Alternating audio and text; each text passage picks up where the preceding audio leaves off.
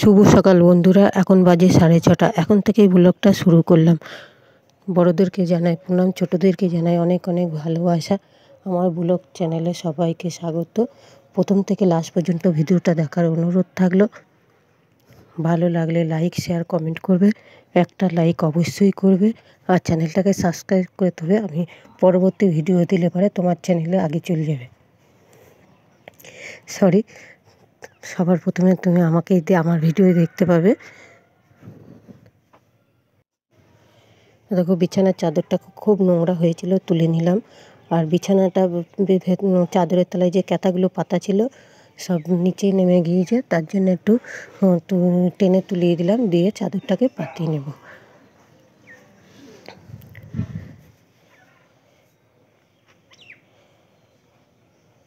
ওটা একটা ক্যাথা ওয়ার দেওয়া রয়েছে, খালি তক্তার উপরে দুটো পাটি দেওয়া আছে, দিয়ে একটা দুটো ক্যাথা পাতানো আছে, যার জন্যে চাদর দিলে পরে চাদরটা সরে যায়। আর ক্যাথাও নিচেই নেমে চলে আসে, ওই জন্য মাঝে মাঝে একটু টেনে উপরে তুলে দিতে হয়। আর চাদরটা নোংরা হয়েছে যেহেতু তুলে দিলাম, দিয়ে একটা কাঁচা চাদর পাতিয়ে দিলাম।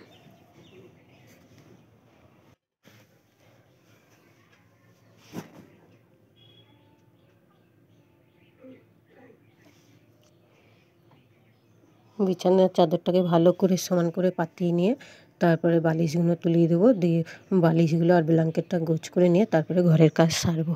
আগে সকালবেলা ঘুম থেকে উঠে বিছানাটা গুছিয়ে নিলাম। তার আগে আমার হয়ে গিয়েছে তোমার দাদাভাইকে চা করে দেওয়া, সে কাজে চলে গিয়েছে। আমারও চা খাওয়া হয়ে গিয়েছে। দিয়ে বিছানাটা পড়েছিল, বিছানাটাকে গুছিয়ে নিলাম, দিয়ে তারপরে আস্তে আস্তে সব কাজ করব। তোমরা সঙ্গে থাকো, পাশে থাকো, তাহলে আমারও কাজ করতে খুব ভালো লাগবে। তোমাদের সঙ্গে গল্প করতে করতে দিয়ে আমার কাজ কটা তাড়াতাড়ি সারা হয়ে যাবে। চটের বুড়াগুলো ধুলো হয়েছিল, বাইরে বার করে দিলাম, দিয়ে ঘরটা ঝাড় দিয়ে ঝেড়ে আবার বুড়াগুলো পাতাবো।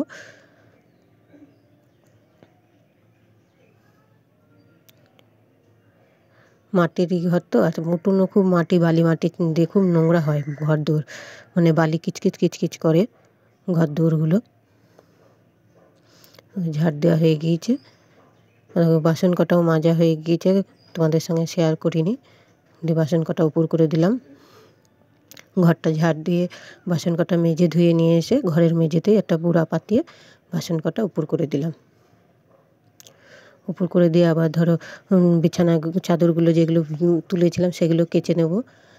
ওটাকে পায়ে করে কাচ্ছি, কারণ ঘাড়ে ব্যথা তো পায়ে করে বেশিরভাগ কেচে নিই, দিয়ে তারপরে হাতে আস্তে আস্তে থুপিয়ে নিয়ে ধুয়ে নিই।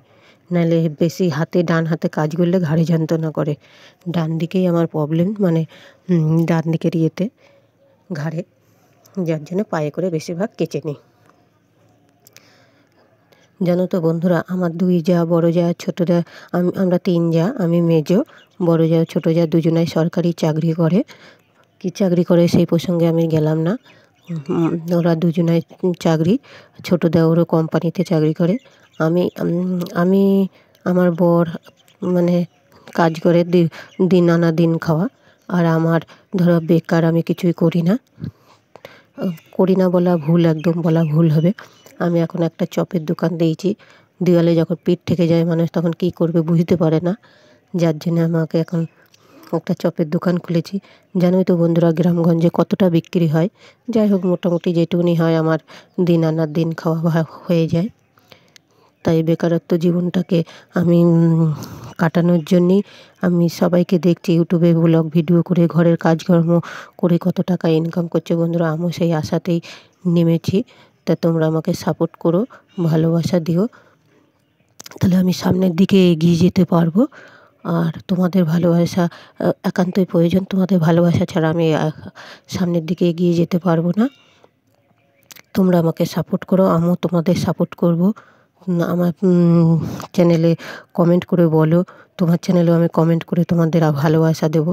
তোমাদের পরিবারে একজন হয়ে হব আমি। দেখো, স্নান করে চলে এসেছি বন্ধুরা, দিয়ে মাথাটা আয়ে সিঁদুর পরে নেবো, নিয়ে ঠাকুরকে জল দেবো, দিয়ে তারপরে রান্না চাপাবো।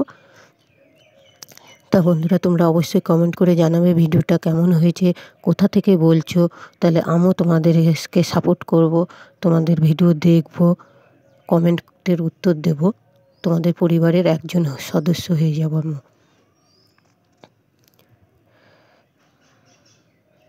জানো তো বন্ধুরা, গরিব হওয়া বড় মানে গরিব গরিব হওয়া কি কোনো পাপ বলো? পাপ তো নিশ্চয়ই। আর জন্মের কোনো ফল আছে, তবেই তো আমার এই জীবনটা এরকম ধরনের। যাই হোক বন্ধুরা, তোমরা আমাকে সাপোর্ট করো, আমার সঙ্গে থেকো, তাহলে আমি সামনের দিকে এগিয়ে যেতে পারবো। আমার ঠান্ডা লেগেছে, শরীরটাও ভালো নেই, তাই ভালোভাবে কথা বলতে পারছি না, মানে কথা বলতে গিয়েও ভাব লাগছে।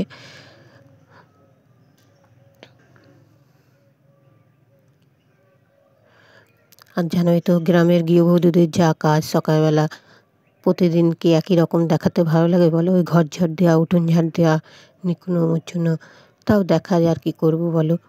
সেইটা নিয়েই তো আমার ব্লগ করা। আমি তো আর বাইরে ঘুরতে বেড়াতে বেশি যাই না যে তোমাদের সঙ্গে সেগুলোই শেয়ার করব।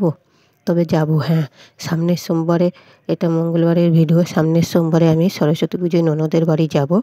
যদি যাই তোমাদের সঙ্গে শেয়ার করবো। ওখানে খুব ধুম হয় সরস্বতী পুজোয়। তা এই ধরো 20 বছর পর যাব ননদের বাড়ি। আমার 22 বছর বিয়ে হয়েছে, একবার গিয়েছিলাম বিয়ের পর পর, আর এই যাব। এ দেখো, অনেক দিন পরে মাংস হচ্ছে আজকে আমাদের বাড়িতে, চিকেন মানে পোলট্রির মাংস দিয়ে মশলাটা করে নিচ্ছি।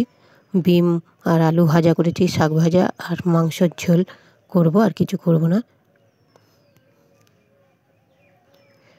এ দেখো, এটা বেতো শাক আছে আর কটা খেসারির শাক আছে। সে বললাম না, পাশের বাড়িতে দিয়েছিল, সেদিন পরশু করেছিলাম, আবার আজকে করলাম। সেদিন বেগুন দিয়ে ভেজেছি, আজকে শুধুই ভাজবো।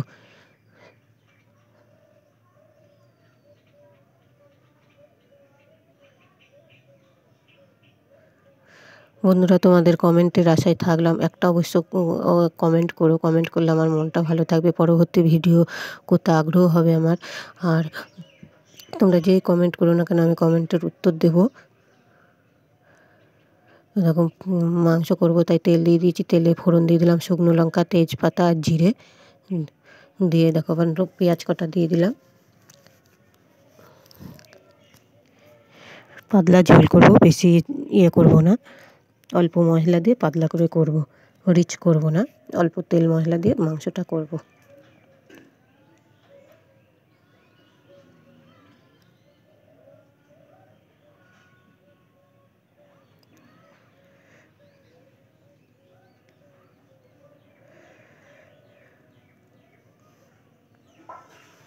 মশলাটা দিয়ে দিলাম, দিয়ে হলুদ দিয়ে দিলাম, দিয়ে মশলাটা ভালো করে কষিয়ে নিয়ে তারপরে মাংসটা দিয়ে কষাবো।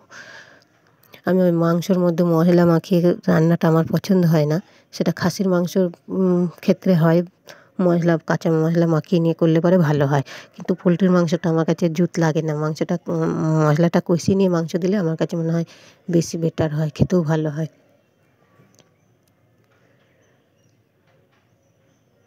একটু নুন দিয়ে কষালে কী হবে বলো তো? জলটা বেরোয়, ওই জলেই ভালো কষানো হয়ে যায়, আলাদা করে জল দিতে লাগে না। নুন দিলেই দেখবে একটা মাংস থেকে জল বেরোবে। ওদের আলু কাটা ভাজা হয়ে গিয়েছিলো, ভেজে রেখে দিয়েছিলাম, দিয়ে আলু কাটাও দিয়ে কষিয়ে নিলাম, দিয়ে তারপরে জল দিয়ে দেবো। জল দিয়ে ঢাকা চাপা দিয়ে দেবো।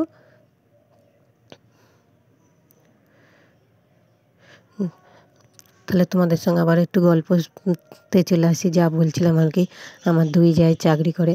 আমরা যখন এক জায়গায় থাকতাম তখন ধরো একরকম, এখন আলাদা হয়ে গিয়েছি। এখন আলাদা প্রায় আমরা 6-7 বছর হয়েছি। দিন আনা দিন খাওয়া, নুন ফ্যান যা জোটে তাই খাই, তাও মনে হবে শান্তি।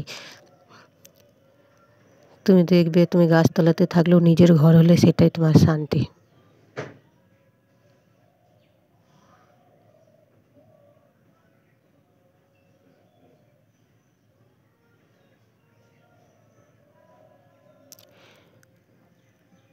শ্বশুরেরও একটা ঘর আছে, পাকা ঘর, সেটা ছেলে থাকে। আমাদের নেই, খুব ছোট ঘরটা, একজনের বেশি থাকাও যায় না। ঘরটা একটা খাট আছে, সেটা ছোট খাটটায় 5-6 ছেলে থাকে। আর আমরা উঠোনে একটা পাটকাঠি ঝাঁপ দিয়ে ঘর করেছি, সেই ঘরে আমরা দুজনাই থাকি। তোমরা দেখোই তো, ওই ঘরে ভিডিও করি। চারদিক দিয়ে আলো ঢোকে বাইরের, আর ঠান্ডায় খুব কষ্ট হয়। বাইরের হাওয়াটা ঢোকে, ঠান্ডা হাওয়া, কুয়াশা সবই ঢোকে। ঝড় জলের সময় তো আরও বেশি কষ্ট হয় বন্ধুরা। যাই হোক, তাও ধরো গাছতলাতে থাকলেও সেটা নিজের বলে একটু ইয়ে থাকে, শান্তি থাকে। দেখো রান্না বান্না হয়ে গিয়েছে, দিয়ে রান্নাঘরটা পরিষ্কার করে নেবো, দিয়ে বিকেলে চপের তরকারির আলুটা করব, যার জন্য আলুটা সেদ্ধ বসিয়ে দেবো। দিয়ে আলু সেদ্ধ বসিয়ে দিয়ে বাসন কটা মেজে ধুয়ে নিয়ে চলে আসবো।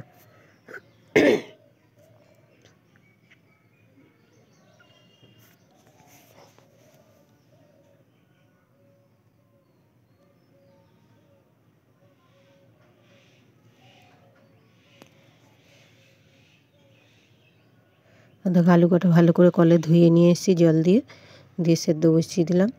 এবার ঢাকা চাপাটা দিয়ে বাসন কটা মেজে ধুয়ে নিয়ে চলে আসবো।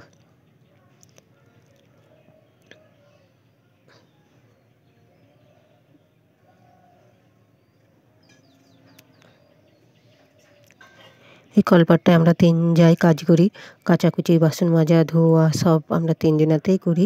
একটাই কলপার আমাদের, এই কলপারটাতে আমরা সবাই ব্যবহার করি। আমরা এমনি আলাদা হয়েছি, জায়গা কোনো ভাগ হয়নি, আর সেপারেটভাবে কেউ কিছু করেও নি। আর ওরা করবে, আস্তে আস্তে সবাই করবে, কিন্তু এখনও করা হয়নি। শ্বশুর যেহেতু ভাগ করে দেয়নি, সেই জন্য কেউ কিছু করেনি এখনও। দেখো বাসন কোসন মাজা ধোয়া হয়ে গিয়েছে, দিয়ে দুপুরের খাওয়া দাওয়াটা করে নিলাম, নিয়ে তারপরে একটু শোবো। শুয়ে বাসন কটা ধুয়ে নিই, খাওয়া দাওয়ার পরে এখানটা একটু ঘুচিয়ে বাসনটা ধুয়ে তারপরে একটু গা গড়াগড়ি দেবো বিছানায়, দিয়ে বিছানা থেকে উঠে তারপরে দেখো চপের তরকারিটা গুলি পাকাচ্ছি। গুলি পাকিয়ে নিয়ে আবার থ্যাবড়াবো, যেন তো থ্যাবড়ে নিয়ে দিয়ে কুলোই সাজিয়ে নেব, নিয়ে তারপরে দোকানটাকে পাতিয়ে নেব। দোকানে সব ধরো পাতানো বলতে গ্যাস সিলিন্ডার নিয়ে যাওয়া, ওভেন নিয়ে যাওয়া, কড়াই আর মালমাটি যেগুলো রয়েছে চপের তরকারি বলো, বেসন বলো, তেল বলো, সব নিয়ে যাব, নিয়ে গিয়ে পাতিয়ে নেব।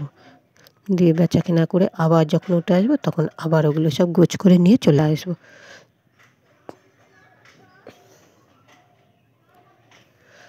বন্ধুরা দেখো, লাইক করতে তো পয়সা লাগবে না, একটা লাইক করো। আর ভিডিওটা ভালো লাগলে দেখো, আর যদি ভালো তোমাদের না লাগে আমার মুখের দিকে তাকিয়ে তোমরা একটু ভিডিওটা চালিয়ে রেখে তোমাদের হাতের কাজ তোমরা করো, তাহলে তোমাদের হেল্প আমার অনেকটা সাহায্য করবে। দেখো দোকান পাতানো হয়ে গিয়েছে, চপের খদ্দেরও চলে এসে চপ ছেড়ে দিচ্ছি। আজই একাই দোকানে আছি আমি, তোমাদের দাদাভাই নেই, সে একটা কাজে বেরিয়েছে, দিয়ে আসবে, তারপরে সেও থাকবে। এখন আপাতত আমি একাই আছি। একা সামলানো যায়, যখন ভিড় লেগে যায় তখন সামলাতে একটু অসুবিধা হয়। আর জানো তো গ্রামে গৃহবধূ যেহেতু লজ্জাও লাগে একটু, আর থাকলে পরে একটু হয়, লজ্জাটা লাগে না।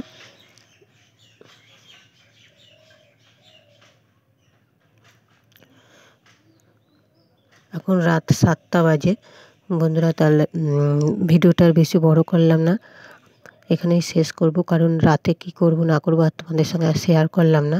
রাতে রোজ রুটি হয়, রুটি তরকারি, তাহলে আজকে রুটি করব, কারণ দুপুরের মাংসর ঝোল আছে, সেই দিয়ে খাওয়া হয়ে যাবে।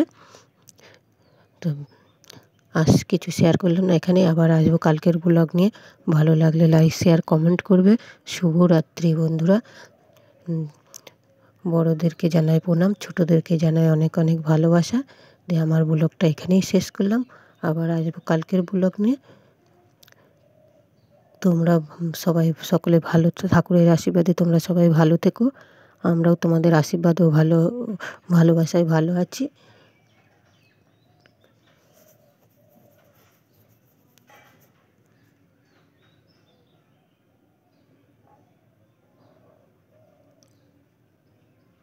শুভরাত্রি বন্ধুরা, ভিডিওটা আমি এখানেই শেষ করলাম। আবার আসবো কালকে নতুন একটা ব্লগ নিয়ে। তোমরা পাশে থেকো, সঙ্গে থেকো, আর আমাকে অনেক অনেক ভালোবাসা দিতে থাকো। আশা করি তোমাদেরকেও আমি অনেক অনেক ভালোবাসা দেব।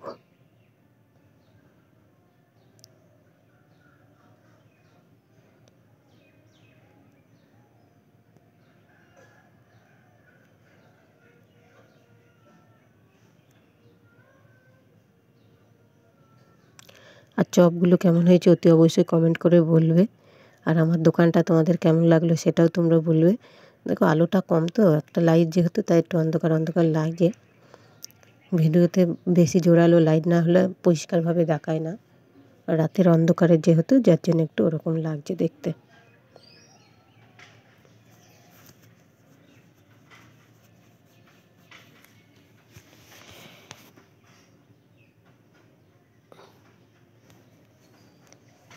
অনেক কটা খদ্দের জড়ো হয়ে গিয়েছে, একে একে সবাইকে ছাড়ছি। একদিকে তুলছি, একদিকে দিচ্ছি, একা হাতে যেহেতু, তো এই জন্য একটু ইয়ে হচ্ছে।